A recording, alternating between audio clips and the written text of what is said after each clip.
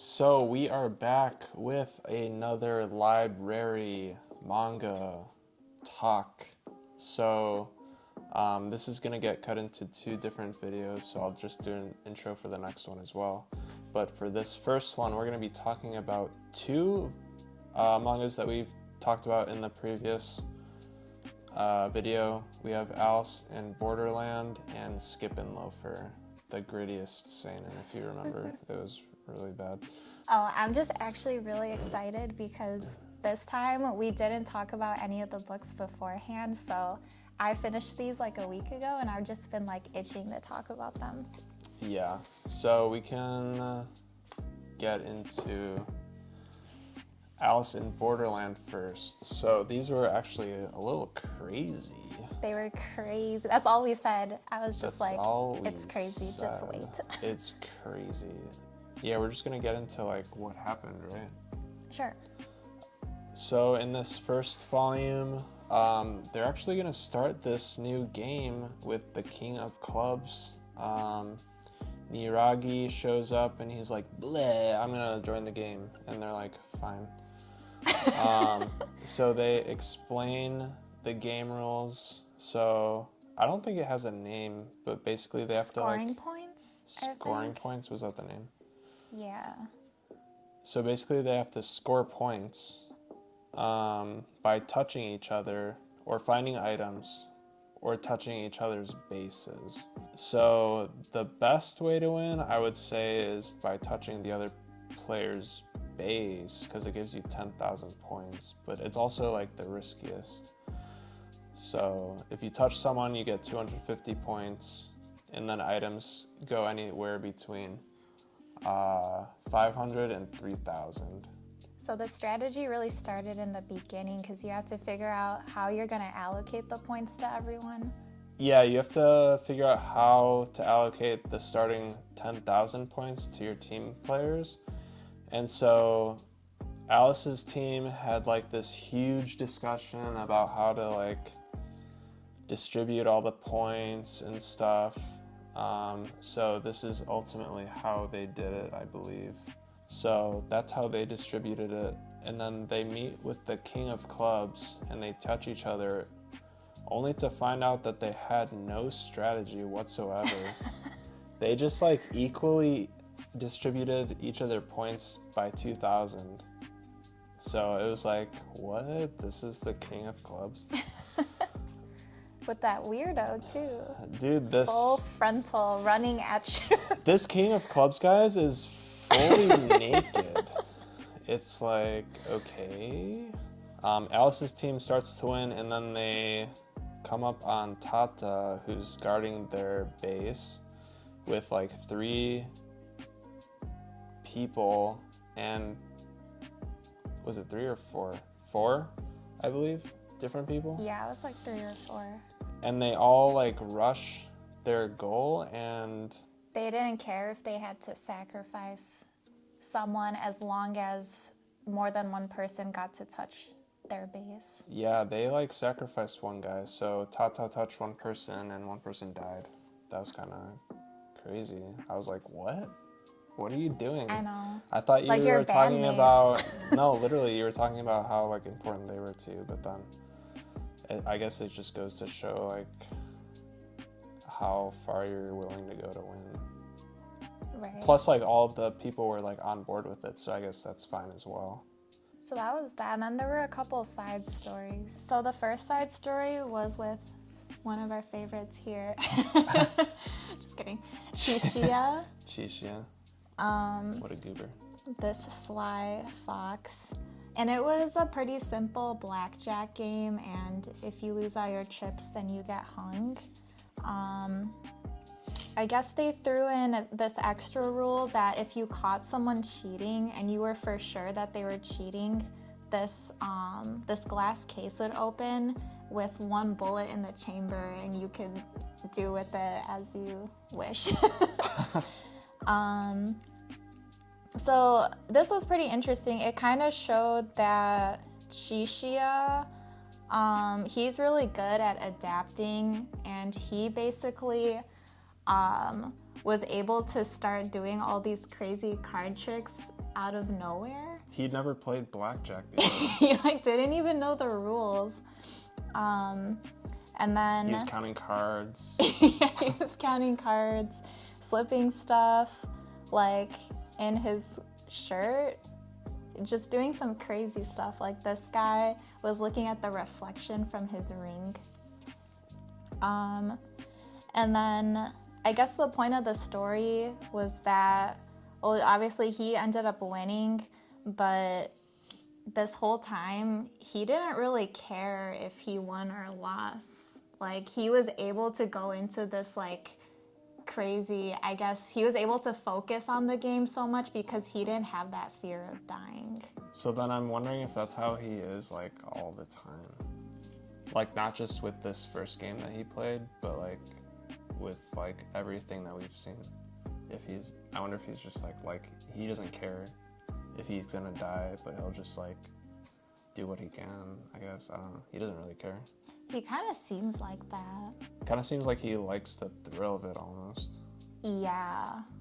I mean, I still can't really forgive him for No, what he did to Arisu. No.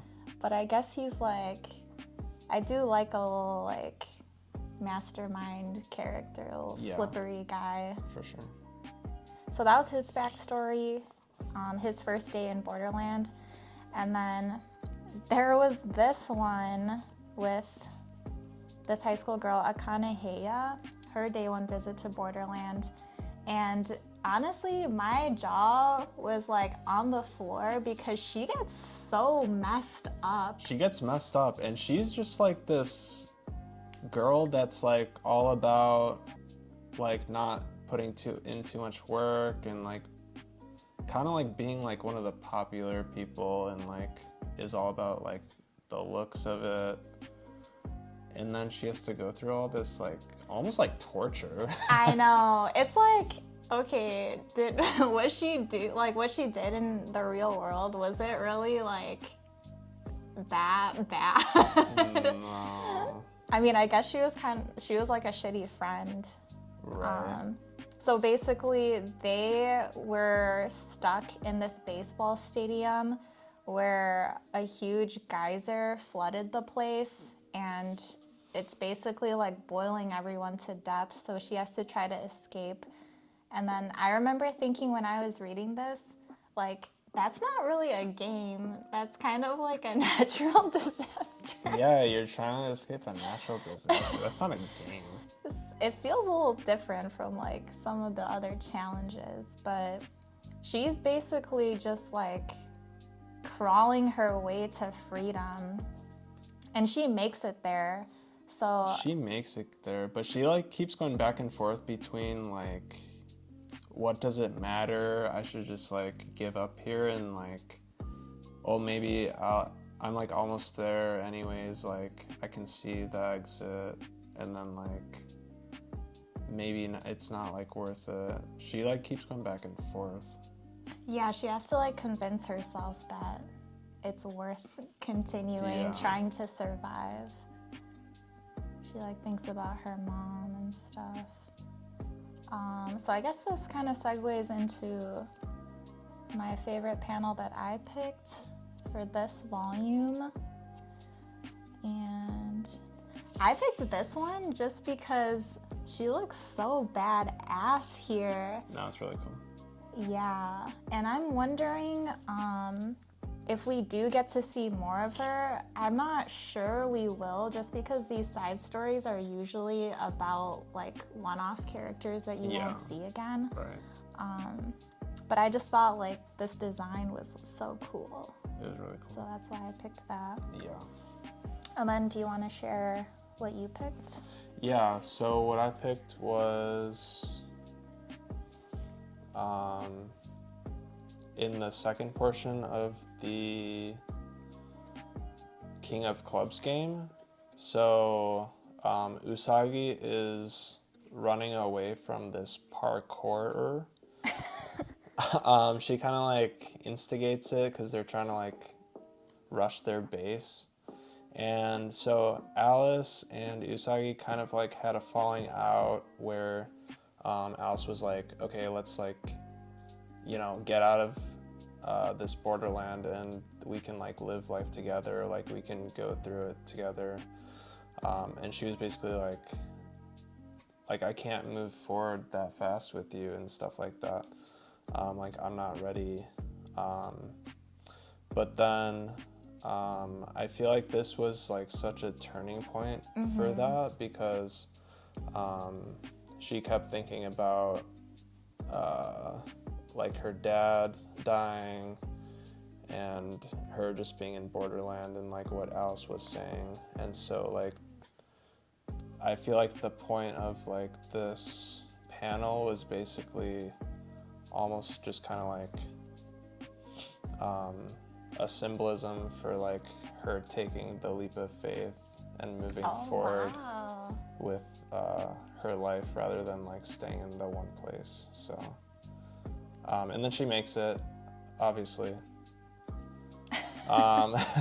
So not only was it a cool panel, but I just liked the meaning behind it, or like what I thought the meaning behind it was. So yeah, it was cool that like that turning point came during the really heightened part of the game, but I felt like it both tied in really well. Yeah, that for was sure. Cool.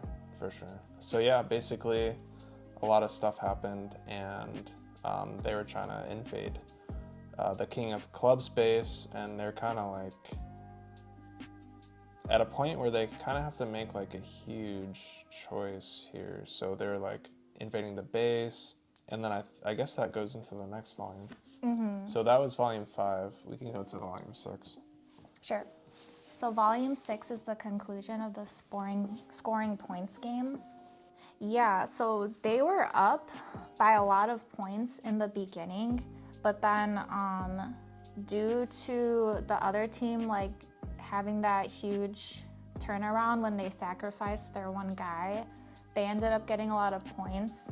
So this whole time they're kind of feeling pretty what's the word for it? Like dejected. Like there's no way that they're gonna be able to come back even if they find the last item. So that's where they're at in this game. And then there's a lot of foreshadowing with this one character, Tata. Let me find him. There he is. This loser. Yeah, because like Niragi blames him for letting the other people score points off of him, but there is really like nothing that he could do at that point. It was like 3 or 4 against one guy. So, but this whole time he's basically thinking to himself like, oh, I'm useless. And then there's a point where it connects to like the backstory about him, and basically he kind of had like a life where nothing was going right for him. Like he wanted to be a provider for his mom because I guess his dad had overworked himself and passed away.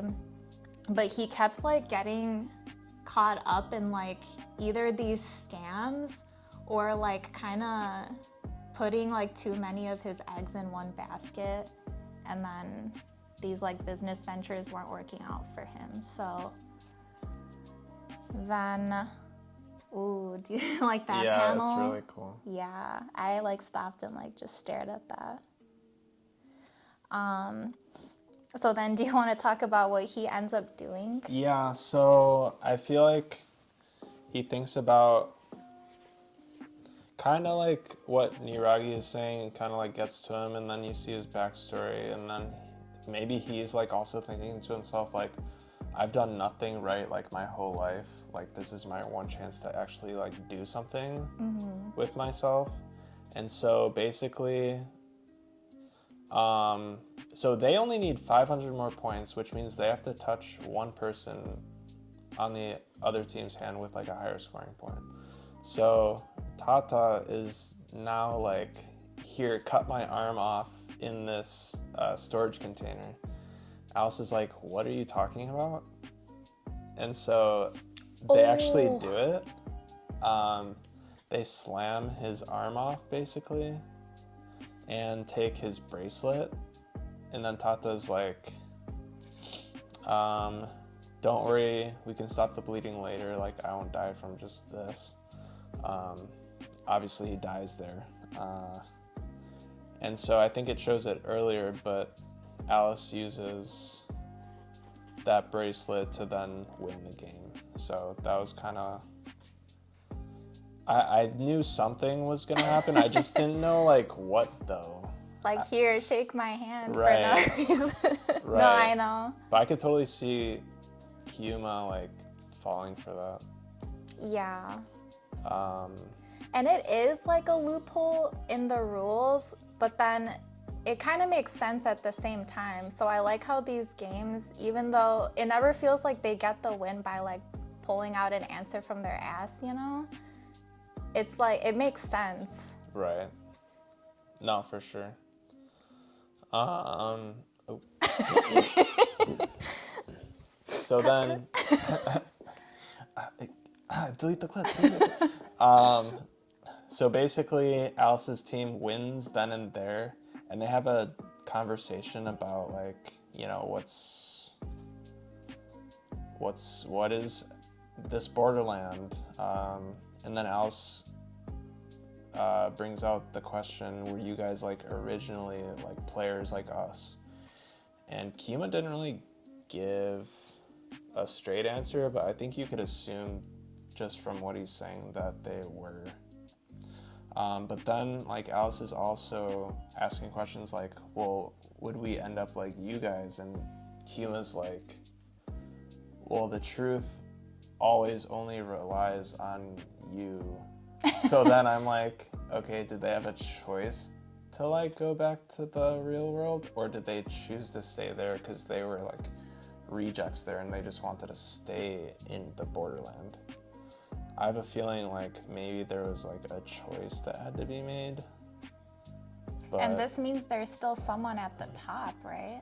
yeah, and who knows if like they had even met them. Right. So, did you want to talk about this since it was your... Yeah.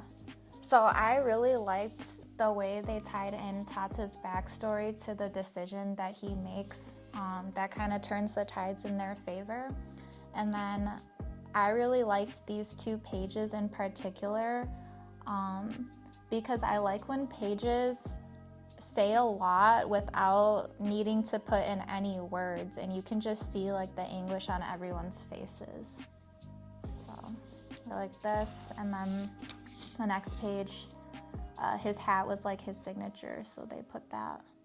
And he really was a joy to be around. Like, everyone liked being with him. He wasn't useless. Even just that can bring up like people's morale, you know? That's true. That's true. As if like Niragi is like doing all that much. Like, are you literally, serious? Literally. Oh, right. Oh. So, basically later on, Alice is like basically done with the games. He's like vows to never play a game again, just because I think he thinks no matter like what he does, they'll like kind of not get out of there, and they'll just have to keep killing people. So he basically vows to like die once his visa runs out. And so Alice and Usagi get together. That was nice. That was nice. And incidentally, this is the same geyser where they had that baseball stadium game. That was kind of crazy that they tied that in. Yeah. So yeah, basically, I like this because it was like very heartwarming. They're able to find like happiness within, I guess, as much happiness as they can within the Borderland. And she pretty much vowed to follow whatever decision that he wanted to make after this game. Yeah. So yeah. There's a fake out murder where I saw that, and then Where was it back further. How was it for this one? Yeah. Because they're like sleeping in the tent. Oh, this? Yeah. He's like, let me enjoy this moment. And then, okay, I saw this next panel. I thought it was for real because, like, this is the Ace of Spades. Right. And I literally closed the book, put it down, and was just like... No, I was like, wait, what? That would have been crazy, I was like, though. of course this happens to Alice, but then it's like he was just having a nightmare. So. I'm, like, glad. that was I mean, rough. I think it's, like, pretty ballsy when an author can, like, kill off their main characters. But it was kind of like, just let him have one moment. No, I know. But I also think it shows that, like, something that like that is believable with everything that's happened up to now. Like, they've done such a good job of just, like, killing off the right people. And, like, something like that's totally believable that Usagi could just die. That's true. It's kind of crazy. Because sometimes, like, when you're watching an anime or reading manga and, like, there's a fake out scene like that, and you know it's a fake out. Yeah. But this one, like, you're right, it was believable. Yeah. So then that wraps up that game. And then now it goes into a completely different game where these original members aren't in it at all. It's all new people, and I believe it's a Jack of Hearts game. And honestly, this is like gearing up to be one of my most favorite games. Do you want to try explaining it? Sure. So there's 20 people at the start? Something like that. They all have like a neck collar, and each round they have like a different suit on the back of their collar, and they have to get someone else to tell them what suit they have on their own collar. So it's a game of trust. And every hour they go into separate rooms, and then they have to like lock in what suit that they think is on their collar. And then this keeps repeating and repeating until they either find the one Jack of Hearts who's like infiltrated the game, or everyone else dies and then the Jack of Hearts wins. Yeah. So it's basically just like a huge mind game, and that's why I like it, because I feel like with all these different personalities, and they're like starting to form alliances like right from the get-go. So, oh my god, that creepy guy. So I feel like there's so many different ways this game can go. And then we both had predictions, right, of who at this point we think the Jack of Hearts is, because a lot of people have died. Yeah.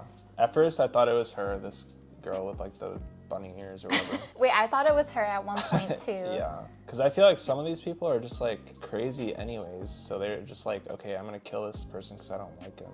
She was being like way too aggressive about it. Like, okay, you're gonna get everyone, like, you think that you're gonna be able to go around and convince everyone to kill each other, but like meanwhile, like, you're the only one that's like trying to cause this discord. Right, so. exactly.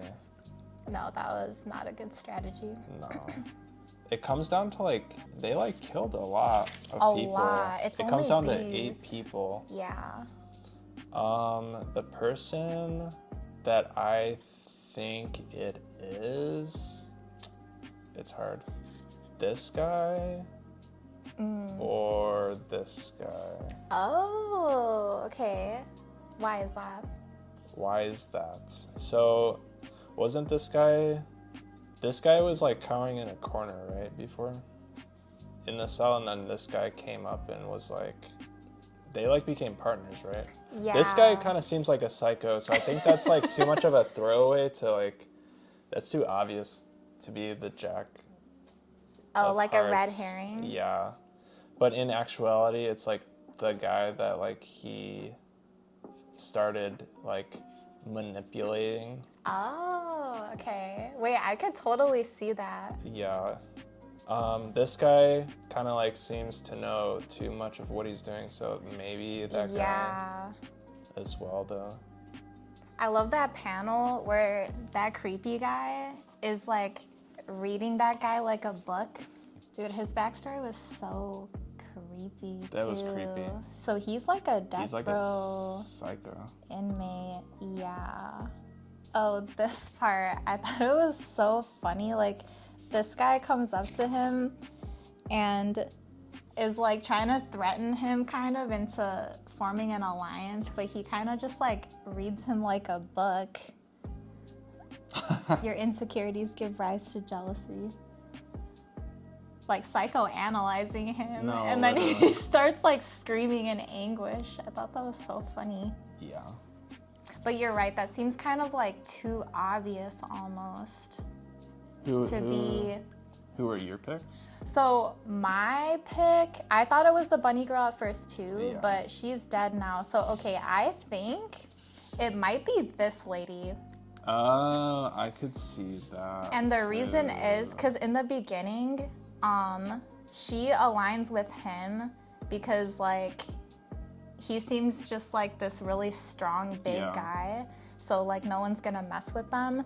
But I think like that's just so perfect for a hearts game that like you're kind of just sitting back and letting everyone else cause the mayhem, and Wait. then you're gonna slip by.